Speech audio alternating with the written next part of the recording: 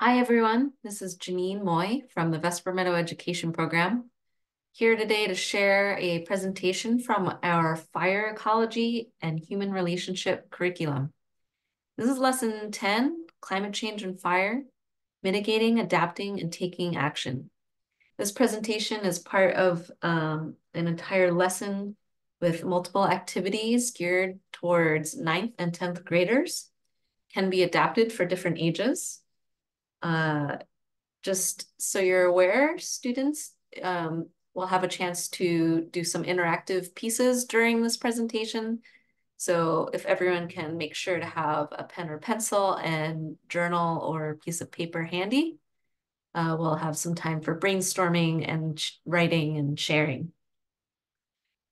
So climate change is, of course, a dominant context for considering how wildfire impacts both ecosystems and human communities. We must continue learning about climate change as research develops, and also think critically about the beliefs that we hold around climate change. We have a moral responsibility and also the potential to be agents of positive change as community members, parts of the ecosystem, and citizens of the earth as a whole. Students will discuss the way society can mitigate and adapt to the impacts of climate change on the fire-adapted landscape.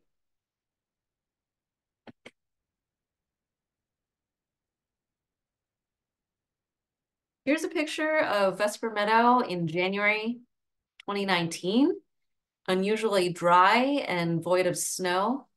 I love looking at this picture from the air, this aerial image, because you can reflect on what's happening to the land, both at a small scale, an intermediate scale, and a large scale. If you imagine fire here, the small scale would be influenced by factors like what is there to burn?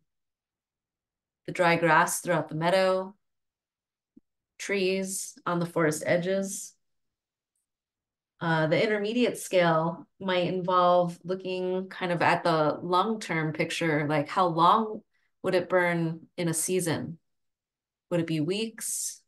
Maybe it would be just a few days if it were at this time of year, but maybe a couple months if it were later in the summer.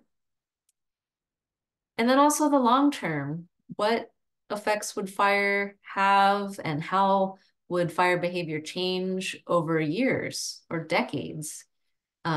We have been doing a lot of creek restoration at the meadow here and trying to repair how downcut that creek is coming in on the left and make this be more of a wet meadow once again, something that would make the meadow more resilient to fire during a time of climate change. So we can look at worldwide trends. We've probably all seen graphs like this where since the early 1900s and the use of fossil fuels, temperatures have been on the rise, especially in the recent decade. And this affects weather patterns, as well as long-term climate patterns. In Oregon specifically, we've experienced a number of weather patterns that we'll look at more closely. Since 1895, about 150 years ago, our temperatures in Oregon have increased 2.2 degrees Fahrenheit. The estimates of the rise, if oil and gas companies continue to emit greenhouse gases into the atmosphere at the current levels, the temperature in Oregon is projected to increase by 5 degrees by 2050. That's probably your and my lifetime. Another significant impact of climate change on weather and in return fire is how there's decreased snowpack. So here's some results from the snowpack at Crater Lake National Park, kind of south central Oregon. The accumulations in this area have gone down, and the nearby city of Medford in the early 1900s averaged around 9 inches of snow annually, whereas by the 1980s, it's under 4 inches annually. So there's been a significant decrease in snowfall, which means that the mountains have less resiliency in the summer when they are void of snow, increasing the potential for a longer wildfire season in each summer, and also contributing to drought in more lowland areas that rely on snowpack for kind of slow melting throughout the spring. You can see from this graph earlier years in orange, starting in 1984, show the fire season being pretty contained to June through late August, early September. By the early 2000s, it's increased, and there's fair chance of wildfire as early as March and April. And then, of course, there are the vertical axis. You can see there's more area that's been burned per year. You'll find that there's not necessarily many more fires, but there are many more intense fires and many more large fires as the years have gone by. This graph has a lot going on. Don't get scared. But it's from the Oregon Department of Forestry. They keep track of fires over the years. And you can see an interesting trend year by year, kind of as you move left to right. There's actually been less acres burned since the early 1900s because of fire suppression. But there are increases in acres burned during drought years. One thing that I think would be interesting to pose to students, if you want to think about it for a moment, is to look at the year 2020. This is just off of the chart, and you might kind of see it as a bit of a tipping point, but why maybe by 2020? What factors by 2020 have contributed to this year being so much higher than any year previously?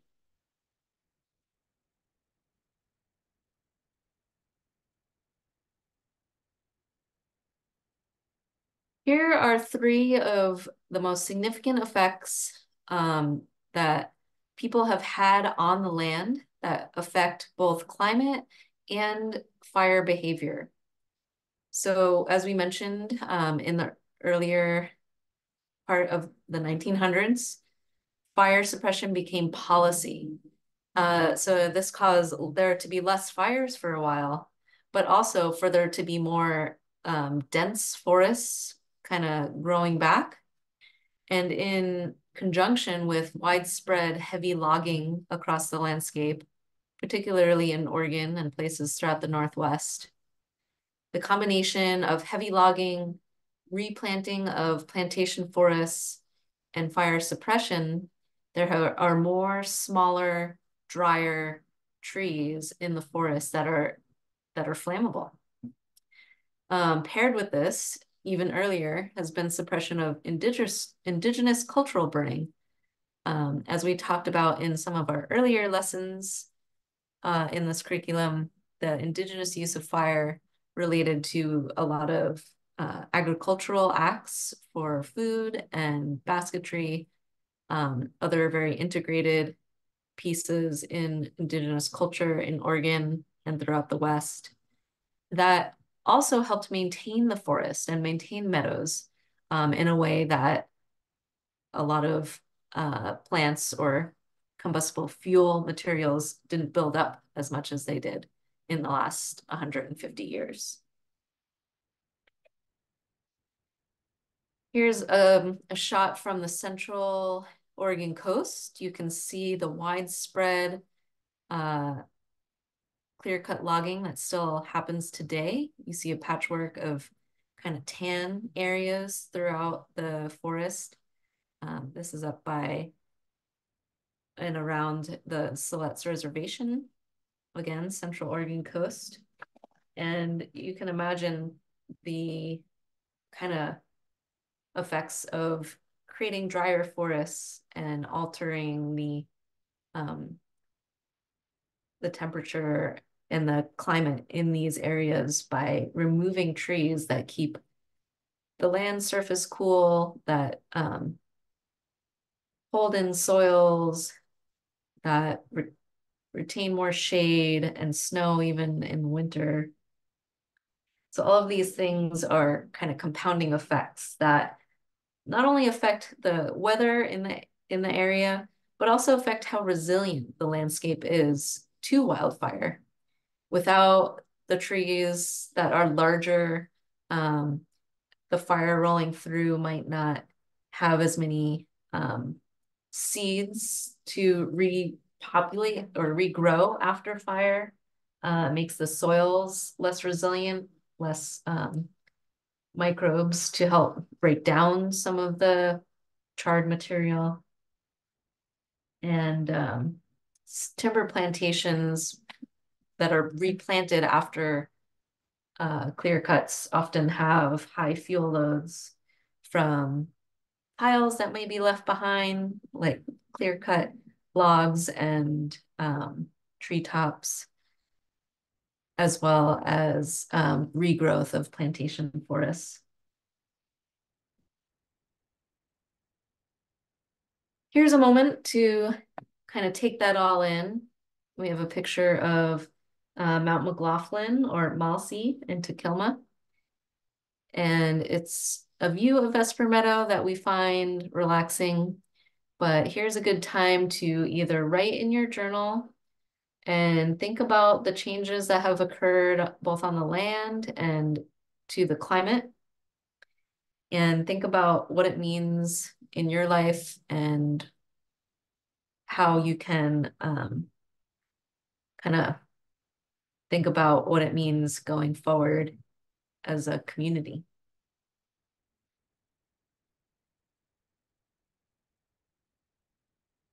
Here's a prompt to follow up in your journal. And it's something that a statement to read, and then think about how much we believe it or we doubt it and where we could take action based on this statement. So say to yourself, we can take effective action against climate change for the sake of forest health and safe human communities. Now, write in your journal all the reasons that you agree with this statement. Do you have examples from your own life that support this statement? Then take a moment and write all the reasons you have for doubting this statement. Do you have any counter arguments or reasons why you don't believe this to be true?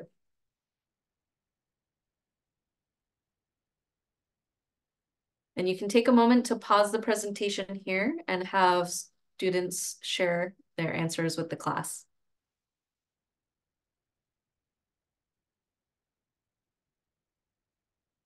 Next, we have a T-chart for some comparing and contrasting, and we're going to look at mitigation versus adaptation. Mitigation means making the impact of climate change less severe by reducing the emission of greenhouse gases or by enhancing the storage of these gases. So, for example, we might put a tax on people who drive more, or we might put some limits on emissions from companies that use a lot of fossil fuels.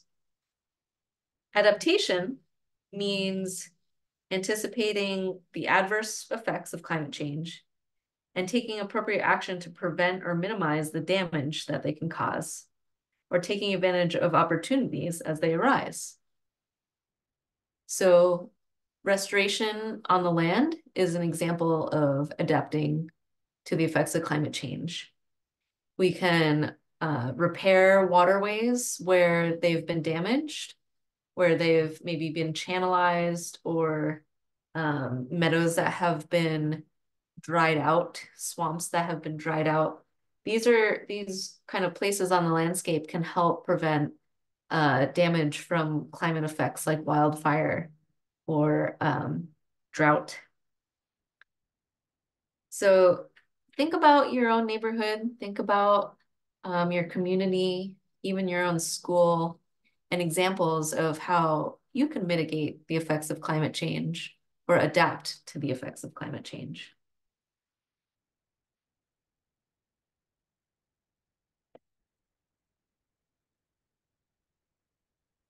Here's a great quote to transition us here from Greta Thunberg. She's a young climate activist. It is still not too late to act. It'll take a far-reaching vision. It'll take courage. It'll take a fierce determination to act now, to lay the foundations. Pretty inspiring to hear this and to watch her kind of speak out at an international level.